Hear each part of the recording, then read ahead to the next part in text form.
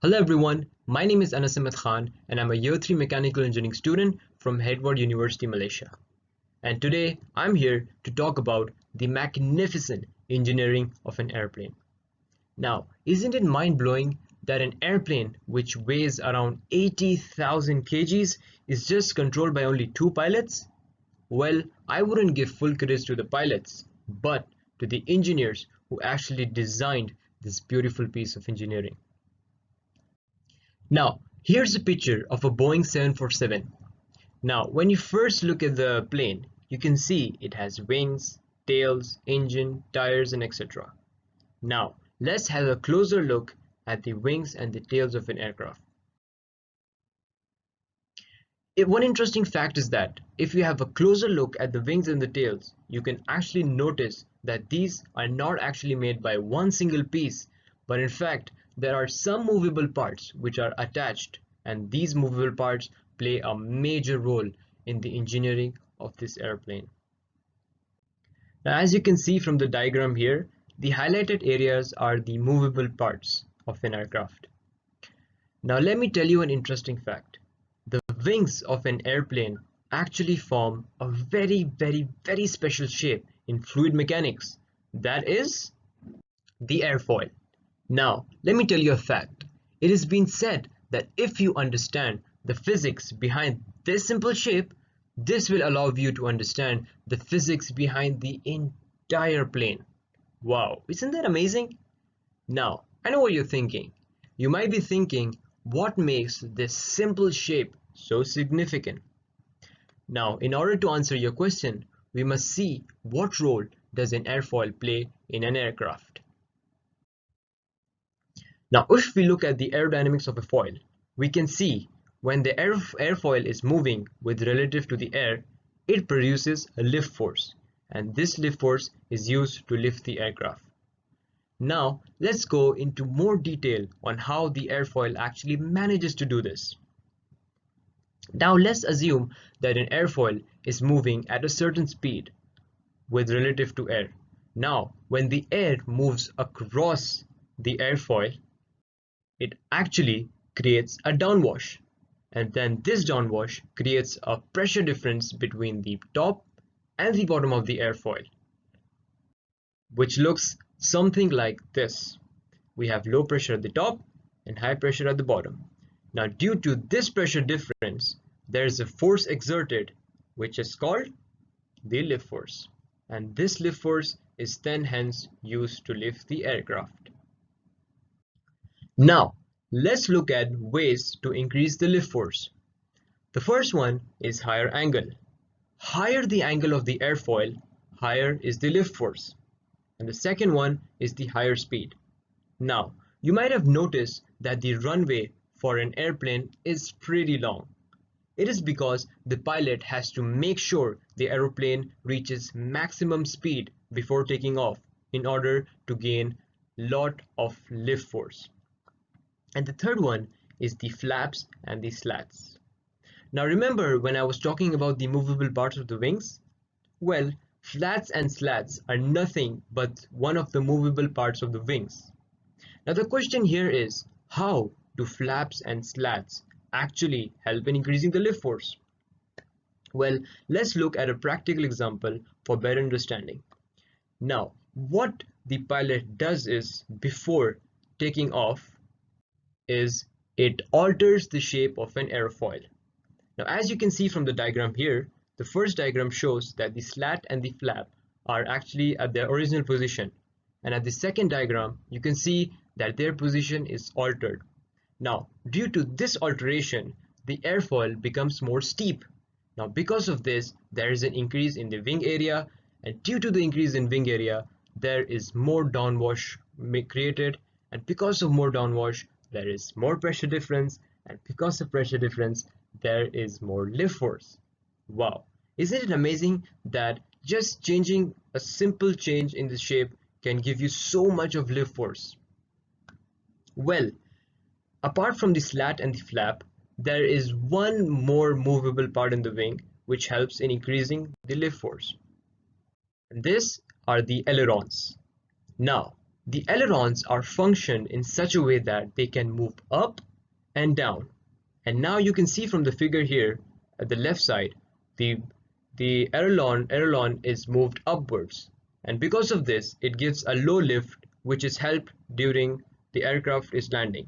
At the right side, you can see the aileron is moved down, which gives a high lift which is used when the plane is taking off. Now let's talk about the tail wing. Well, there are three movable parts in the wing, which is one rudder and two elevators. Well, the rudder is responsible for all the horizontal forces experienced by the plane, whereas the elevator is responsible for all the vertical force. Now let's move on to my favorite part of the video, the takeoff. Now I'm going to be explaining how the pilot manages to take off using the methods and principles we just looked at. Now slight reverse gear. Do you remember when I talked about the three ways how we can increase the lift force? Well, these three methods are used by the pilots before taking off to make sure the takeoff is done smoothly. Now here I have three diagrams of an airplane taking off, and let's go through one by one and see what process goes through. Now if you look at picture number 1, you can see that the plane is on the ground, it's on the runway, and it is ready to take off. Now the first step what the pilot does is to attain speed, and to attain speed it uses the engines. The engines provide thrust and the thrust attains speed. Now once the plane is reached at maximum speed, the pilot then alters the shape of an airfoil using the flap and the slats, as you can see from diagram number 2. Now lastly, using the elevators, the pilot elevates the airplane at a certain angle, which gives a higher angle at the airfoil, and by this the pilot makes sure that the maximum lift force is provided in order for the plane to take off. Well, in all this we discussed that the engine is responsible for providing speed. Now the engine provides thrust, and how does it manage to do that? In modern airplanes, they require a specific type of engine called the turbofan engine. Now what happens in a turbofan engine is the fan's reaction and the reaction force of the exhaust are responsible for giving out thrust. Now, more the fuel burned by the pilots, more the speed it attains. Now the interesting fact here is the fuel tank of an airplane is actually located at the wings of the airplane. As you can see from the diagram here, these are the positions where the fuel tank is actually located. Now the takeoff has taken place. Now the next stage for the airplane is the climbing. Now there are certain conditions for a plane to climb, and the condition is that the thrust should be greater than the drag force. Now if this condition is maintained, this means that the plane is continuously gaining speed, and higher the speed, higher the lift force.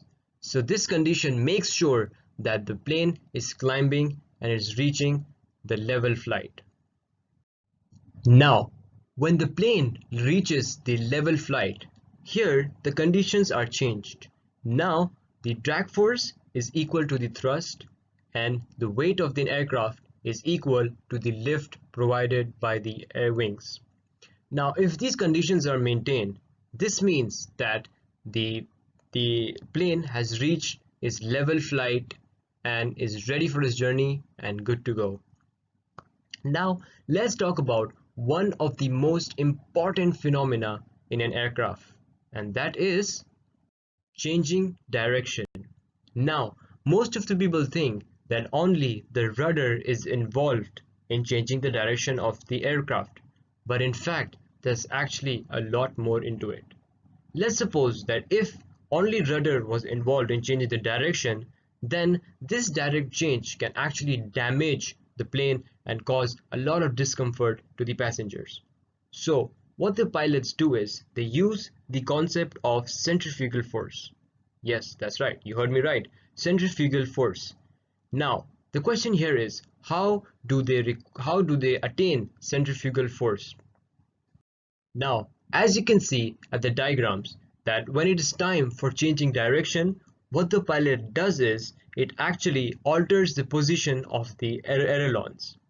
Now, at one side of the wing, the aileron goes up and the other side goes down. Now, what this does is it actually rotates the plane by changing its balance of lift. At one wing, it experiences a low lift, at the other, it experiences a high lift.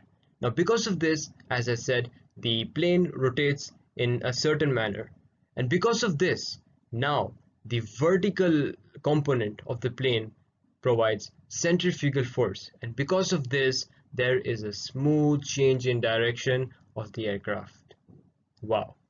It is so amazing to think that simple physics is applied into huge objects in making stuff possible. Now let's move on to the landing. Now, as you can see from the diagram here, while landing, the plane's nose is actually bent downwards, which is completely opposite in the case of takeoff. Now, as the plane is moving down, the pilot then alters the position of these flaps and the slats in order to increase drag. In this way, the speed of the airplane is reduced while landing. Now, when the plane is landed and when it reaches the ground, it is at a very high speed.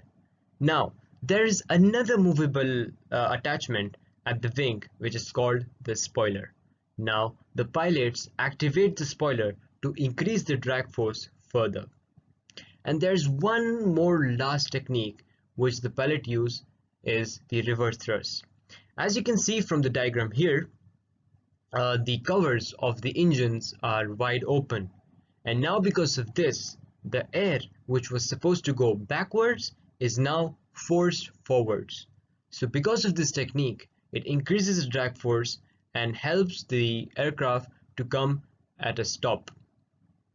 Well, it always amazes me how a huge object like aeroplane uses only simple physics to perform big tasks.